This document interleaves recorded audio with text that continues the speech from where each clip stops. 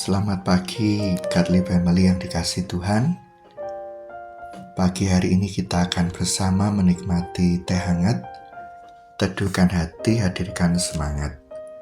Firman Tuhan akan kita baca dari kitab Yesaya pasal 9 ayat yang ke-6 kalau pakai Alkitab elektronik, atau kalau menggunakan Alkitab buku pada ayat yang ke-5. Demikian firman Tuhan. Sebab seorang anak telah lahir untuk kita, seorang putra telah diberikan untuk kita.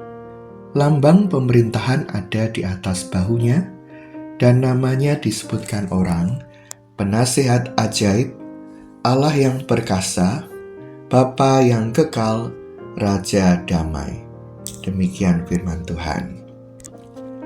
Tak terasa, nanti malam kita sudah akan kembali ibadah di dalam kebaktian malam Natal. Dan besok, semua orang Kristen akan merayakan Natal, hari kelahiran Tuhan Yesus. Kelahiran Tuhan Yesus sudah jauh dinubuatkan sebelum itu terjadi. Salah satunya di dalam kitab Yesaya.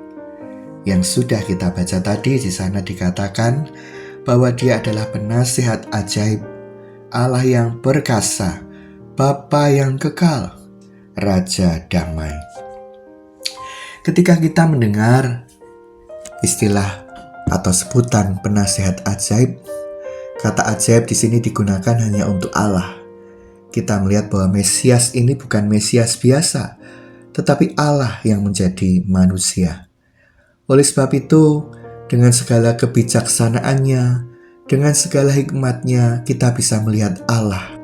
Dan semasa hidup dan pelayanannya di dunia, ajaran-ajaran dan hikmat yang disampaikannya sungguh berbeda dari orang-orang pada zaman itu, dari guru-guru, imam-imam, beda. Sebab Dia adalah Allah sendiri dengan segala hikmatnya yang dinasihatkannya dengan begitu ajaib.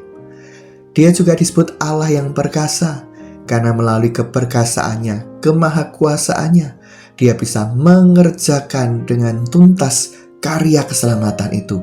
Meskipun ada begitu banyak cobaan, tantangan, halangan, namun karya keselamatan itu sempurna. Dia juga disebut Bapa yang kekal, karena kita adalah anak-anak-Nya. Bukan hanya pada waktu Dia di dunia, tetapi dalam masa kekekalan. Kasih Allah Sang Bapa dapat kita rasakan melalui dirinya. Kita juga melihat bahwa Dia adalah Raja damai, karena Dia adalah Raja yang memerintah dengan segala kedamaian dan kasih-Nya. Bahkan yang terpenting, yang kita ingat, bahwa melalui karya Sang Mesias ini, kita kembali diperdamaikan dengan Allah. Kita yang sudah terpisah oleh dosa, menjadi musuh-musuh Allah, tetap dikasihinya, bahkan diperdamaikan dengan tuntas melalui karya salib itu. Oleh sebab itu, nubuatan ini sudah digenapi pada dirinya, dan kita bersyukur dan kita merayakan kembali kelahiran Tuhan Yesus itu. Namun lebih dari sekedar merayakan, mari kita juga mengalaminya dalam keseharian kita. Kita boleh terus meminta pimpinannya, segala nasihatnya. Kita boleh merasakan dan mengalami kuasa Allah dalam hidup kita. Kita bisa mengembangkan relasi yang indah sebagai anak dan juga Dia sebagai Bapa. Dan kita juga boleh mewujudkan kedamaian itu melalui cara hidup sebagaimana Allah berdamai dengan kita. Kita pun harus berdamai dengan sesama. Kiranya renungan yang singkat ini dengan pesan-pesan yang singkat boleh kita lakukan dan wujudkan, kita terapkan dalam keseharian kita, sehingga Kristus boleh nampak melalui hidup kita sehari-hari, dan orang-orang yang bertemu dengan kita boleh merasakan kasih Allah itu. Amin. Mari kita berdoa.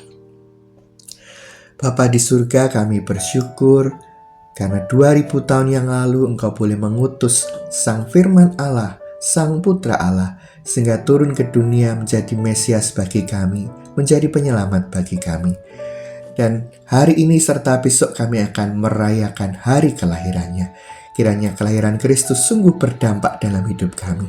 Kami mohon ya Roh Kudus, pimpin hidup kami supaya boleh menyatakan Kristus itu melalui hidup kami hari demi hari.